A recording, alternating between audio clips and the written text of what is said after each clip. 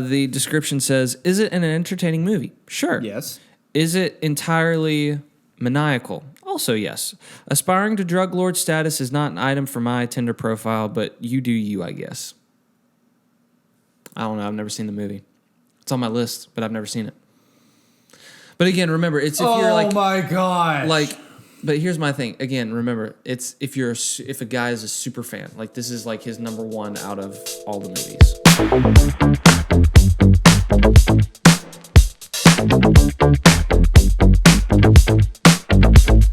All right, ladies and gentlemen, it is Tuesday. Welcome back to the Gouge and Hughes. I'm Gouge. And I'm Hughes. And today we have a really interesting topic. So, Austin, you and I are both movie fanatics. We love movies. We love film. That was, your major at North Greenville. Still pursuing that. Austin has a campaign right now going on to raise money for his first ever, what is it, feature film? My first feature film, Feature film? We're trying to raise $20,000 to make this. We might put the GoFundMe link in the description. Yeah, I don't know. will. We'll do that. We'll also put it in the video so you can see it right here. Heck yeah. So go support Austin. He's got an amazing portfolio. You've done what? 5 short films? Oh, more than that. I think I've done 5 short films and 4 mini features. Yeah. And they're all on YouTube, right? You can. So if you want to check any of those, we'll leave the links to those videos on YouTube in the description so you can check those out as well. But Austin is starting a campaign for his own film that he's going to direct. It's called Voyeur. Now, I know you don't want to kind of spill any of the details about the film, but go ahead and kind of allude to kind of what the film is about. Yeah, a little synopsis of my film. It's titled Voyeur, as Gouge just said. A little synopsis would be a young man struggling to find his purpose in life while dealing with a family who hates him, a sexuality that confuses him, and a past that haunts him. There's a whole bunch of stuff that goes on in it, but it's really raw, it's really emotional, it's very gripping, it's great storytelling, which Hollywood has been lacking at the past few years. And it's something that I'm very passionate about. We're trying to raise $20,000. We already have roughly 1,000 made. Yeah. And the funding campaign will be going on up until roughly end of March, beginning of April. We start shooting hopefully in June. I've got majority of the cast. We've got a crew, literally, and then locations as well. Literally all we need really is the funds to be able to get stuff going and things like that. And I've watched when you've brought on and looking for actors and things where people, you've given them a part of the script to kind of act out so that way you can, cast them and figure it. And I've seen a couple of the ones that you've picked and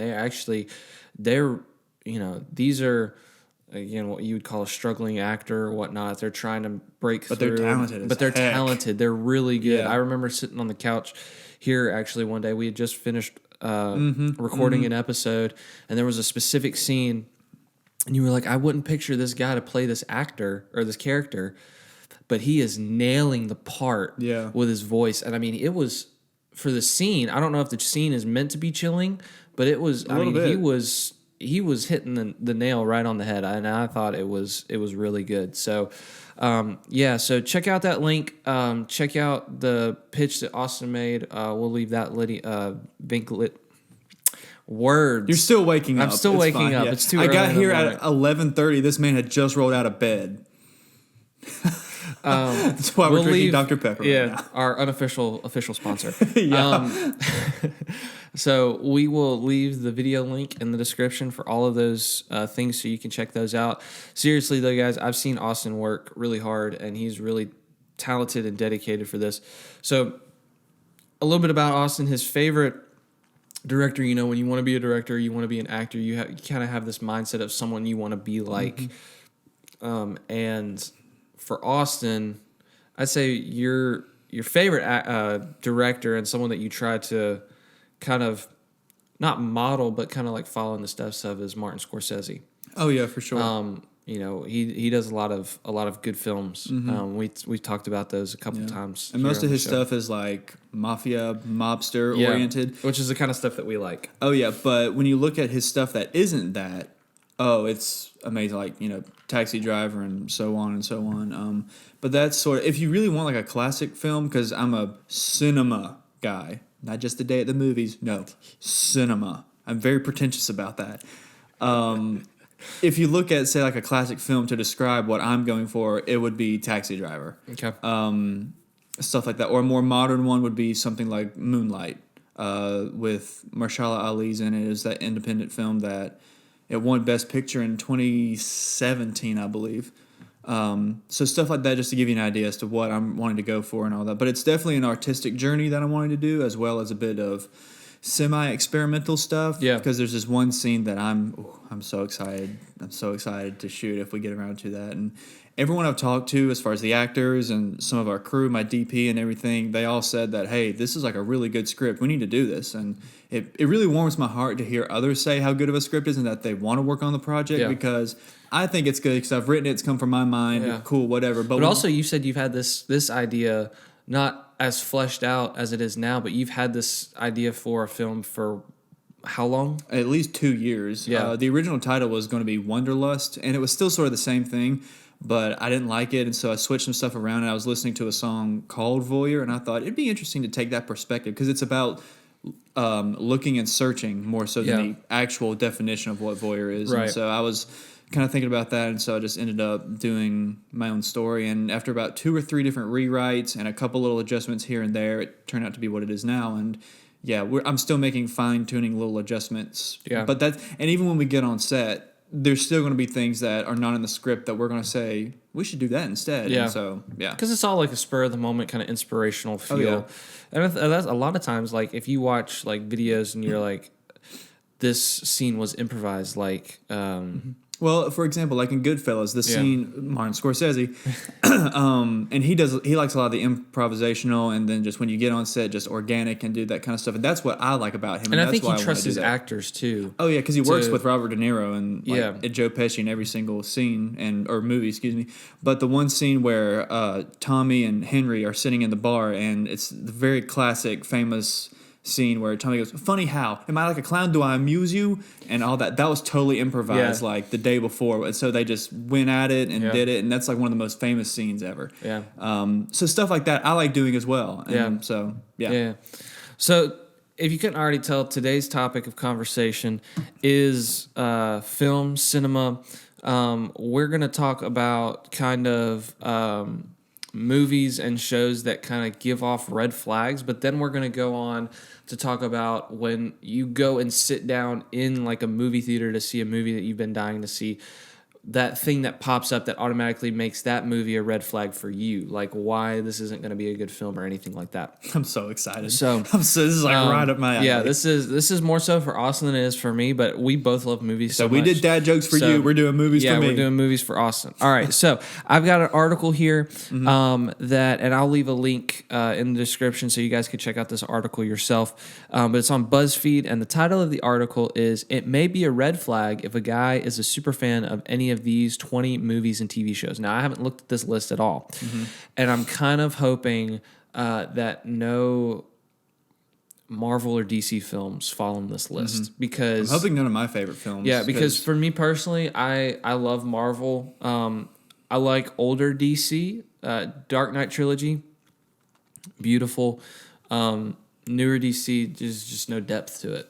There's really no depth. I think the Batman there was, but the Batman I haven't seen yet. I'm still trying to get around to see it. It's but Joker was good. Joker was I phenomenal. love Joker. Yes. Batman I've heard really good things about, and I think they're already in the works of getting the second one up and rolling. I think they've already picked the villain for it and everything too. But you know, I didn't like Suicide Squad. I didn't like I don't like the Suicide Squad either. I haven't seen that one. I haven't seen anything since Batman v Superman came out. That was a dumpster fire. It was, and I was really I was really excited because when that movie came out in 2016, Batman was my favorite superhero. He's still mine. I mean, I love R.I.P. Kevin Conroy. Yeah. Dude. Yeah. Kevin Conroy and Mark Hamill's relationship as Batman and Joker was amazing. It's perfect. I still fall back on, if I want something good to watch, I'll go and watch Batman the Animated Series. It's just so good. Or the Justice League, the anime, that it's a good show. It's just nice little kind of reprieve, and it's actually good Whereas a lot of the newer movies that DC's putting out is not really good. Now, I can't say anything because a lot of stuff that Marvel's released lately has been not as great. You know my thoughts on Marvel. Austin doesn't like Marvel because it's the same old story told 20 different ways. It's just an amusement park ride. It's fun in the moment, but it doesn't last. Yeah. Which I don't feel that way, and some of you may not feel that way, but some of you may feel the same way as Austin does. And to prove my point, I cried in Infinity War, I cried in Endgame. And I cried at Love and Thunder. Yeah, but Love and Thunder was a good one. Love and Thunder. I liked it. Most people hated it, but I thought it was actually pretty good. You hated the ending. Yes, if you haven't seen it by now, I'm sorry. You need to see it. It's on Disney Plus already, so if you haven't seen it, go watch it. So we can talk about it. Yeah. Spoiler alert. We're going to talk about it. You didn't like the way it ended because you didn't think that Natalie Portman's character should have died when she did. Nope. Gore should have. It was so stupid because Gore was going to die either way. Yeah. Why is he going to bring his daughter back just so that she can watch her dad die? That's traumatic, and that's stupid. Whenever Thor is over here struggling with the loss of his love... And Gore could have easily saved her. And that would have redeemed his character. Exactly. It's about the character arc. And I was so mad. And he's like, I will bring my daughter back and let her watch me die. Like, you're a freaking idiot. This is bad writing. Yeah. And then the end of it, it's like, let's go fight the bad guys. This is dumb. This is bad. But then at the end, the last post-credit scene. The second post-credit scene. It kind of made up for it. Natalie Portman's character comes back. She goes to Valhalla. In Valhalla, which is in Greek mythology, it's like Norse mythology. It's Norse heaven, yeah. Yeah, it's where when you die in the heat of battle, that's where you go. So her character kind of comes back, and they kind of make an allusion to she'll be able to go back at some point. I don't know if they're going to take that. Me personally, right now, I don't like that. Just made her be alive. Yeah, that was stupid. No, in my opinion, and some people are not going to like what I have to say, but I don't like the strong feminism arc that Marvel's taking. It's almost too much. Like I don't mind. I see what you're saying. I'm not saying this from a sexist point of view. I don't mind female superheroes, but when it's too much and it's overly done, it's bad. When it starts to feel like the girl power, men are bad. It's like, guys, stop. She-Hulk, it doesn't have to be like this. The first scene, or one of the scenes in the first episode of She-Hulk, the only reason I watched it was to see Daredevil. Yeah. Because they brought him into the actual MCU. And even then, it wasn't that great. Yeah. Like, they teased him for so long, and he only showed up the last 2 episodes.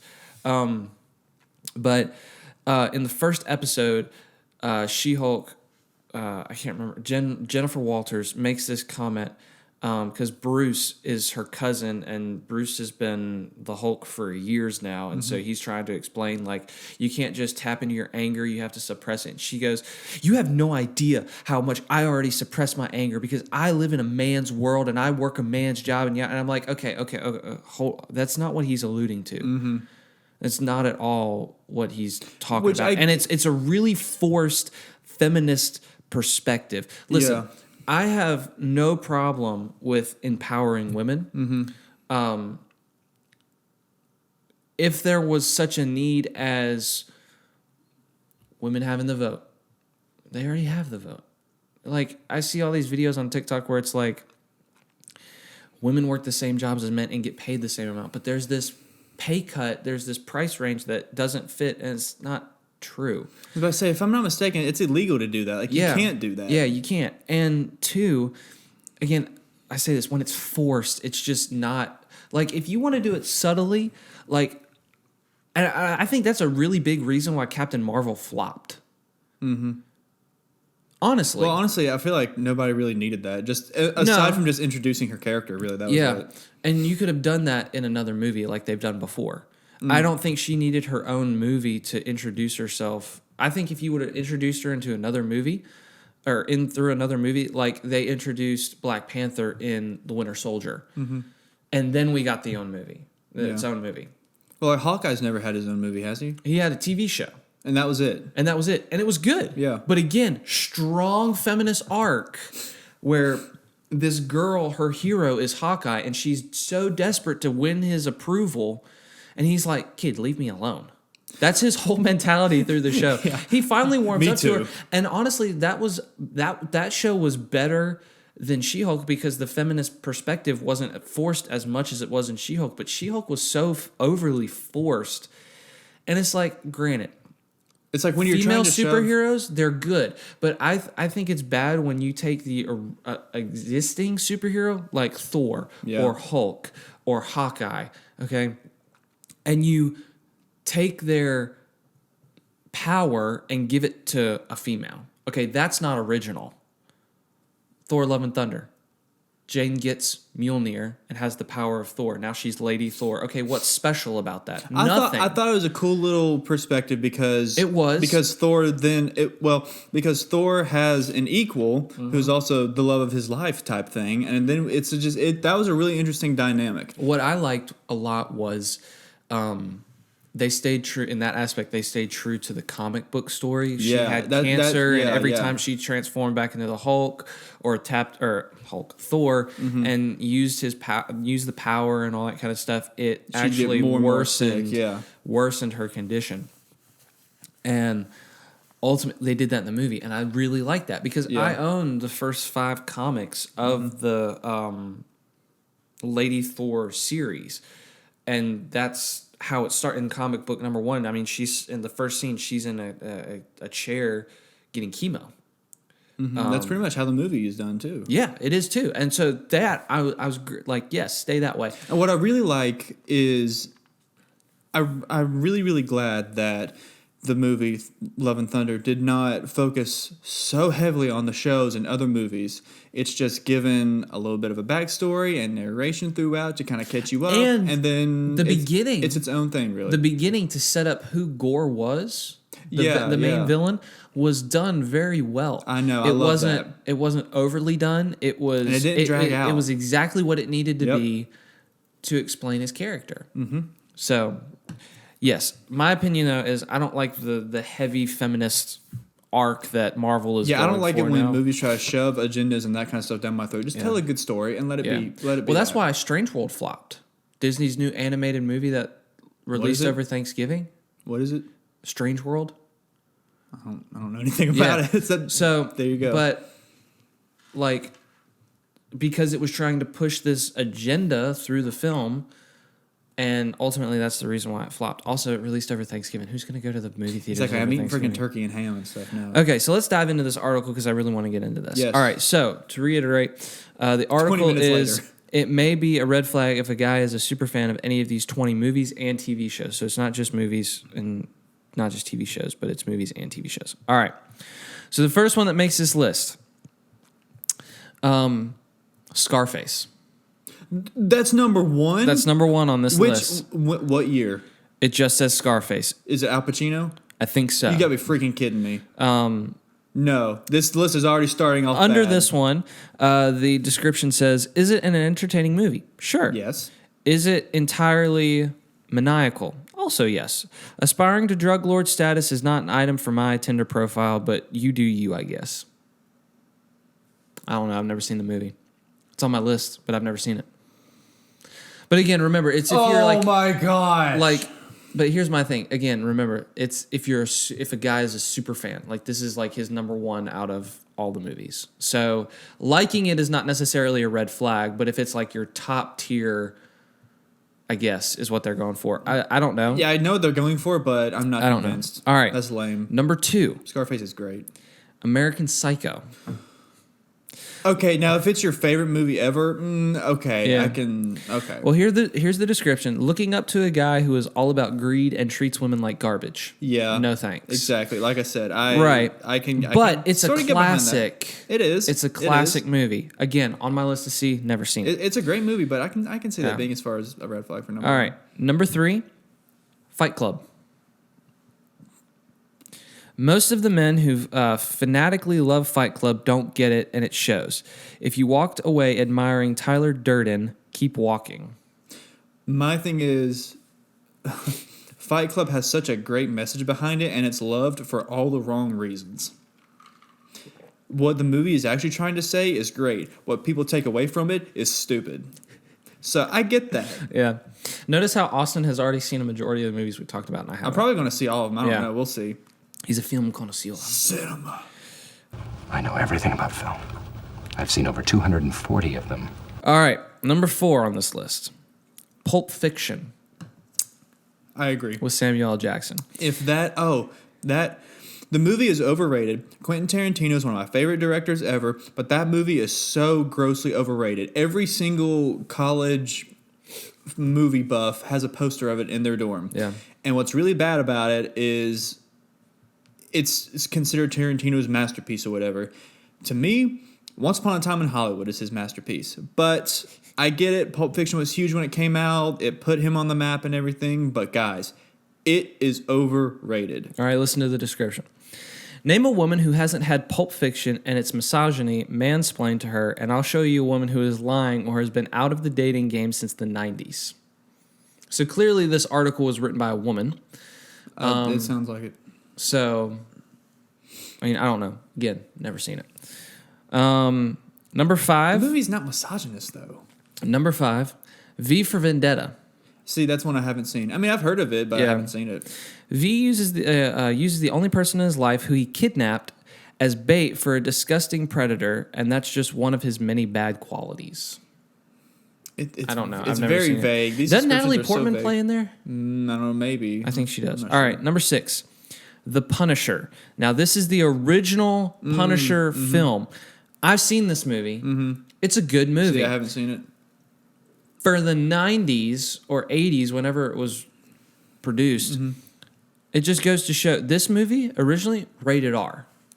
Is it PG-13 now? No, well, yeah, it would be considered PG-13 in today's. That just shows you how much the R rating has changed. Fellas, thou shalt not identify with a toxic rage monster. But you don't... The Punisher has every right to be... He's an anti-hero. Again, completely made up based on the fact that his wife and children were murdered by the same government that he served the military for. He could be a little toxic if he wants to, then. He can be. Like, I mean, come on. The story of the Punisher, beautiful. Yeah. He's one of my favorites. So get off. A Clockwork Orange. Ooh. I've never seen this movie. Yeah, if that's your favorite movie, you're probably messed up in the head a little bit. Let's be honest. This movie just feels like violence for the sake of violence. The subversion of any violence against women is not something you really want someone you're considering as a romantic prospect to co-sign. Well, there is like a rape scene that's Yeah. like... Well, I don't know. Never seen it. Well, Stanley Kubrick is a strange individual anyways. He's made some strange movies, but also he's made one of my favorite, 2001: A Space Odyssey. But A Clockwork Orange, if that's your favorite movie, you're probably not right in the head. Yeah. I don't understand this next one. Number 8, The Social Network. It's the one about Facebook, Yeah, where they it's one create about Mark Facebook. Zuckerberg Yeah. and shows how big of a jerk he is. I mean, So The Social Network paints Mark Zuckerberg as the uncomfortably nerdy nerd who strikes it big and makes friends and enemies along the way. We know a little bit more about Zuck now, and if you're still fanboying, it's a no here. I kind of get it, but I mean, I'm not a crazy fan of the movie, but I mean... I'm not either. I really love that scene. And I haven't seen the whole movie. I've just seen bits and pieces of it. But where... If I'm not mistaken, I think... What's the actor's name? Oh, my gosh. Jesse Eisenberg? No, Jesse Eisenberg is the other person. Andrew Garfield? Andrew Garfield, where he comes out of his office and he has just found out that Zuckerberg has cut him out. Yeah. And he is like blowing up. That's a good scene. That is a great scene. If I'm not mistaken, Aaron Sorkin wrote the movie. Yes, David. Yeah, it's a David Fincher film who also did Seven, I believe. But then, Aaron Sorkin. And Aaron Sorkin writes movies in ways that people do not actually talk, and it's kind of annoying. But yeah.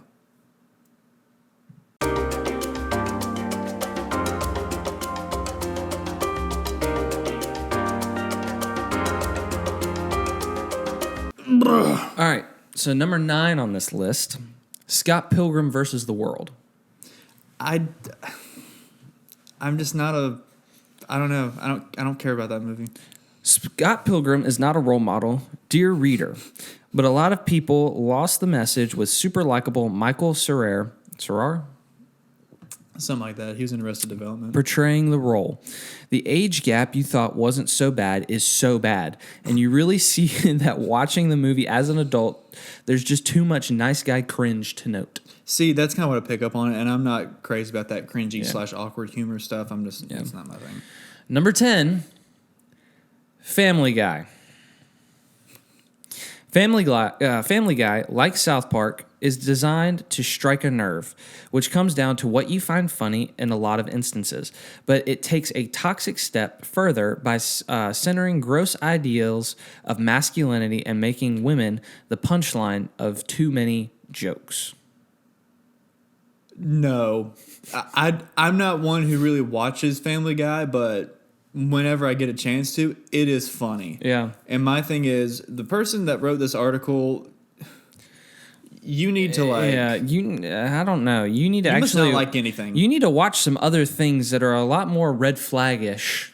Yeah. All right, number 11, 500 Days of Summer.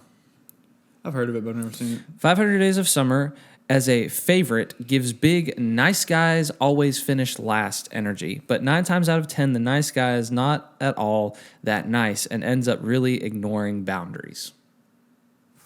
I don't know. Never seen What do it. you even mean by that? Number 12 is My Little Pony.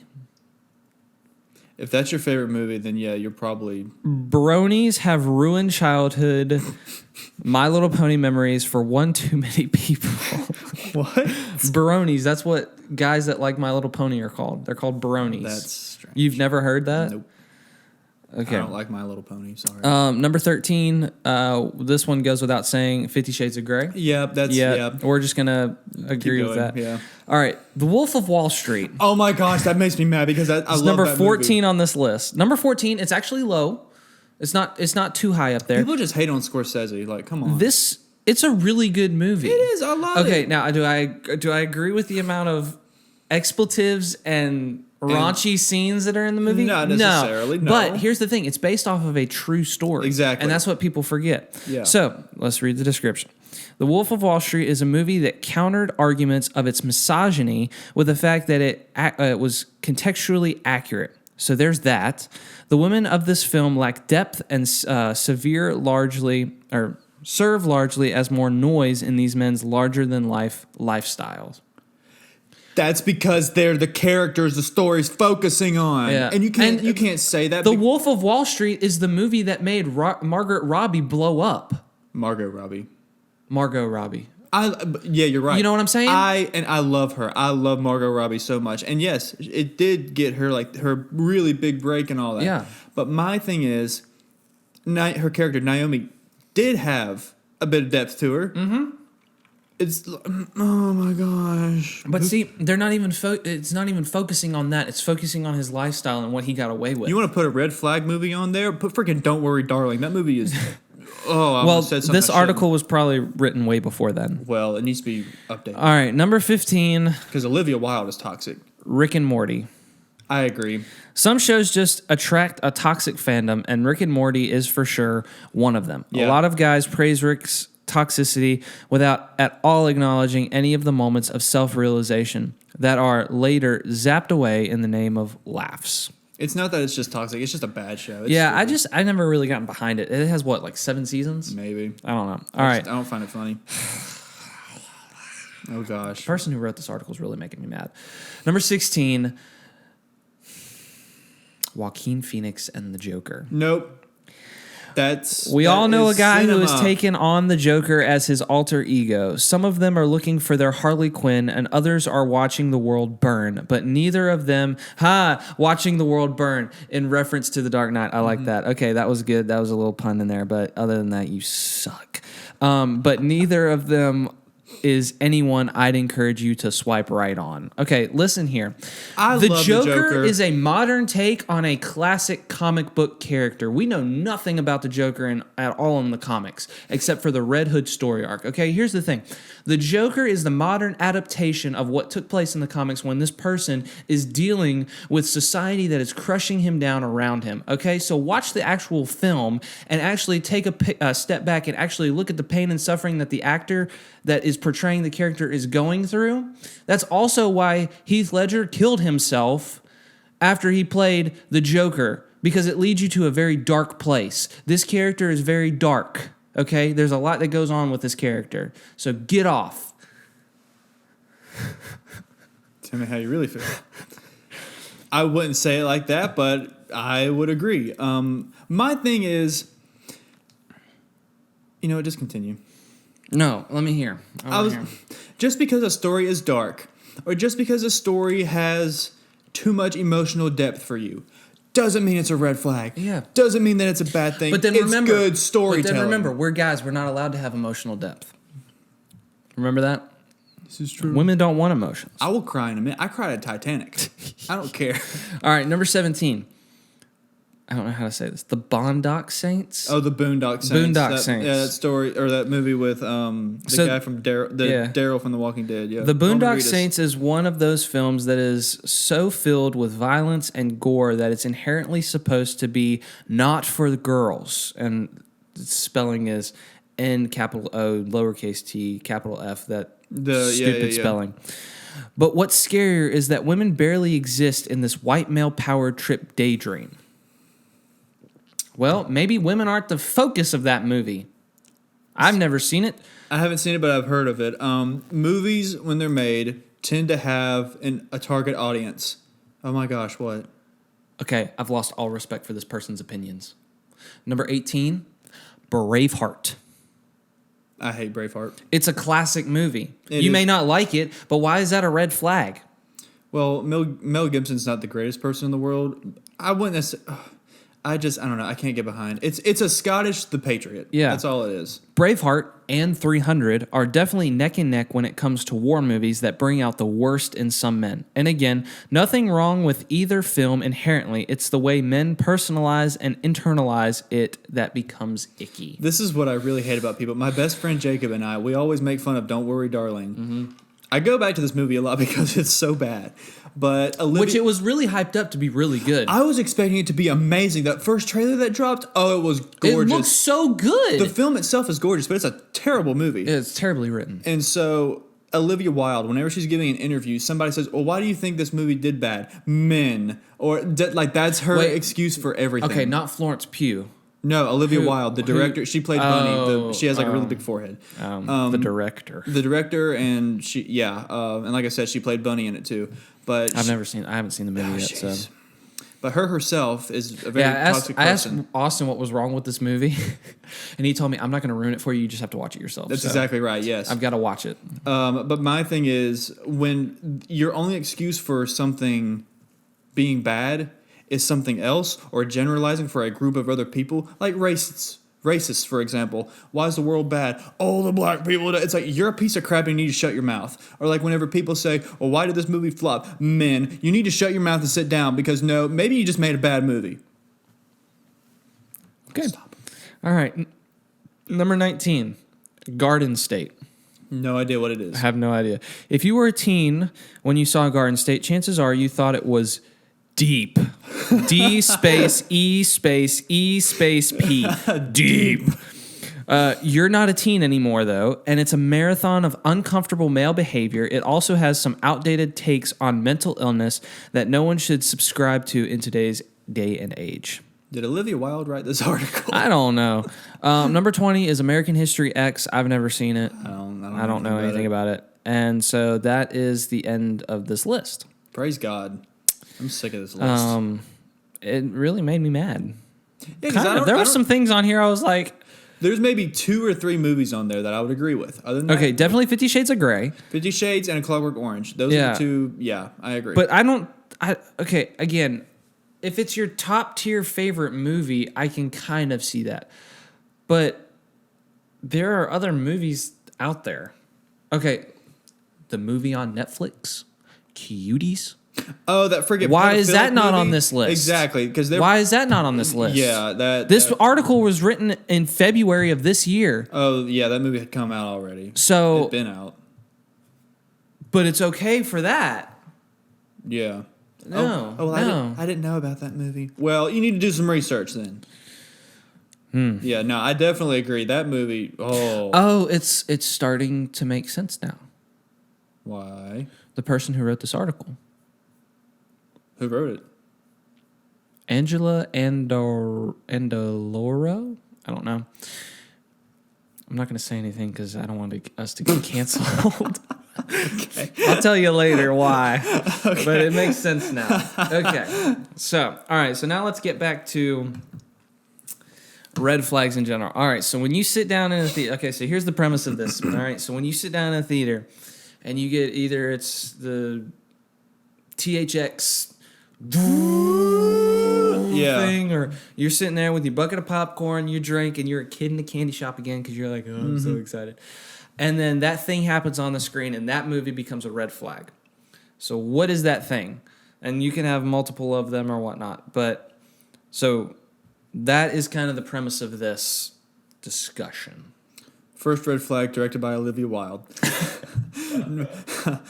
Really, though, if it has a title sequence that is like an actual like opening credits. Now, the old classic films, they used to do that. They get a pass because that's just what they did back then.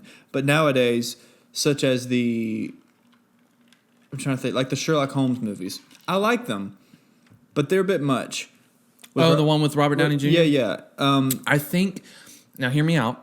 I think the reason that they did it that way is because how old the movie the way is it's perceived. trying to, yeah, exactly, right. But it's really cool because it paints this picture as the credits are going. Right. And that's my thing is that it sort of gets a pass, but it's still like... yeah, but if a movie... It draws you out. I want to get directly into the action. Yeah, like if a movie has an opening... It has title credits at the beginning of it.